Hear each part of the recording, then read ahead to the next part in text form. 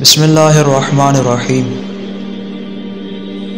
जब भी किसी मुखालिफ का जनाजा जा रहा हो तो बेहतर है कि उसके जनाजे के आगे ना चला जाए। मुखालिफ के हवाले से मैं यहाँ बयान कर दूँ, मुखालिफ से मुराद यहाँ पे गैर मुस्लिम या काफिर मुराद नहीं है, बल्कि मुखालिफ से मुराद वो शख्स है कि जिसने विलायत को कबूल ना किया हो।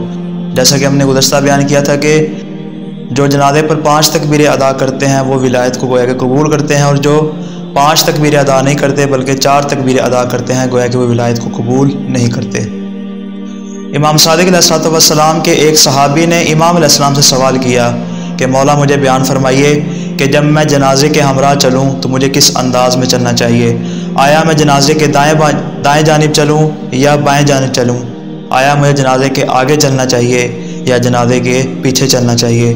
तो इमाम अलैहिस्सलाम ने इरशाद फरमाया कि जब भी मुखालिफ का जनाजा जा रहा हो तो तुम्हारे लिए ज़रूरी है कि तुम उसके जनाजे की अगली तरफ मत चलो, यानी जनाजे की अगली तरफ जाना तुम्हारे लिए मना है, तुम्हें उसकी अगली जानिब नहीं जाना चाहिए, इसलिए कि अज़ाब के फरिश्ते उसको अज़ाब की जानिब धकेल रहे होते हैं। लिहाजा उस हालत में तुम्हारे लिए ज़रूरी है कि जब भी मुखालिफ का जनाजा जा रहा हो तो उसके आगे से मत गुजरो, कि जब भी मुखालिफ का जनाजा जा रहा हो तो उसके आगे से मत गुजरो।